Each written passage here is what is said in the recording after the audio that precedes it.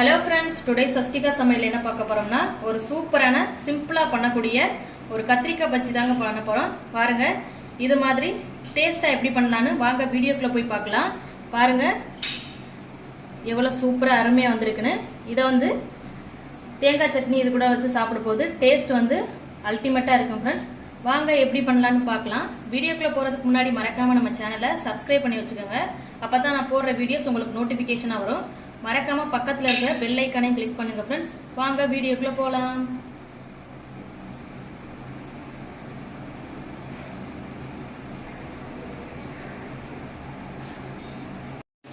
இப்போ கத்திரிக்காய் பஜ்ஜி செய்யறதுக்கு தேவையான பொருட்கள் என்னன்னு பார்த்துடலாம்.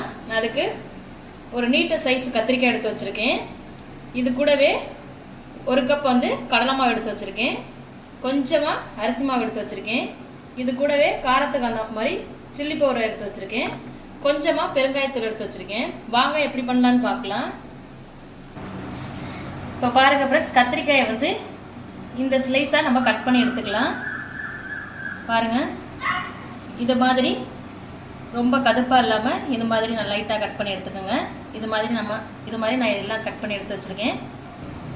இப்போ பஜ்ஜிக்கு தேவையான மாவை நம்ம ரெடி பண்ணிடலாம். நம்ம எடுத்து வச்சிருக்க கடலை மாவை இது கூட நம்ம ஆட் பண்ணிக்கலாம். இது கூடவே பச்சரிசி மாவையும் ஆட் பண்ணிக்கலாம். இது கூடவே பெருங்காயத்தூள் ஆட் பண்ணிக்கலாம். சில்லி பவுடர் ஆட் பண்ணிக்கலாம். இது கூட கொஞ்சமா உப்பு ஆட் பண்ணி இதை நல்லா கிளறி விட்டுக்கலாம். இப்போ இது கூட கொஞ்சமா தண்ணி ஆட் பண்ணி நல்லா கிளறி விட்டுக்கலாம். இப்போ கடலை மாவு வந்து கட்டி இல்லாமல் நல்லா கரைச்சி எடுத்துக்கலாம். லைட்டா தண்ணி ஊற்றி நல்லா நினைச்சுக்கோங்க. பாருங்க ஃப்ரெண்ட்ஸ், இந்த பக்குவத்துக்கு எடுத்துக்கோங்க.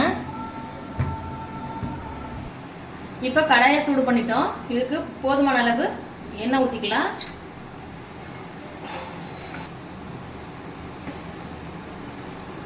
இப்போ பார்த்தீங்கன்னா எண்ணெய் சூடாயிடுச்சு. நம்ம பஜ்ஜி போட்டு எடுத்துடலாம்.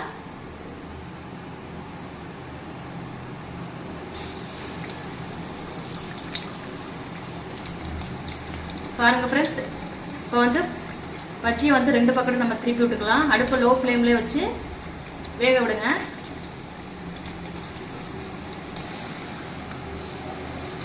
ரெண்டு சைடும் அடிக்கடி திருப்பி விட்டுக்கோங்க. கத்திரிக்காய் வந்து லோ ஃப்ளேம்லேயே வச்சு நல்லா வேக வச்சு எடுத்துக்கோங்க. கத்திரிக்காய்க்கு வேக கொஞ்சம் லேட் ஆகும்.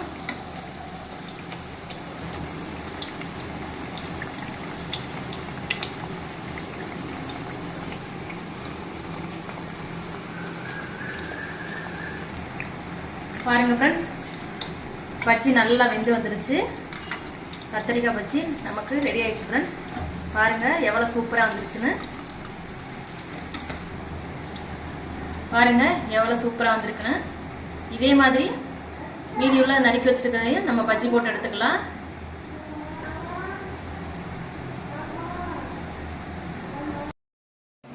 பாருங்க ஃப்ரெண்ட்ஸ், நமக்கு தேவையான சூப்பரான கத்திரிக்காய் பஜ்ஜி வந்து ரெடி ஆயிடுச்சு ஃப்ரெண்ட்ஸ். பாருங்க எவ்வளவு சூப்பரா அருமையா வந்திருக்குன்னு. இது தேங்காய் சட்னிக்குள்ள வச்சு சாப்பிட்டீங்கன்னா அல்டிமேட்டா இருக்கும் ஃப்ரெண்ட்ஸ். பாருங்க எவ்வளவு சூப்பரா மொறுமொறுன்னு வந்திருக்குன்னு. நீங்களும் இந்த ரெசிபி ட்ரை பண்ணி பார்த்துட்டு டேஸ்ட் எப்படி வந்துச்சுன்னு மறக்காம கமெண்ட்ல சொல்லுங்க ஃப்ரெண்ட்ஸ். மறக்காம நம்ம சேனலுக்கு சப்ஸ்கிரைப் பண்ணுங்க, லைக் பண்ணுங்க, ஷேர் பண்ணுங்க ஃப்ரெண்ட்ஸ். தேங்க்யூ.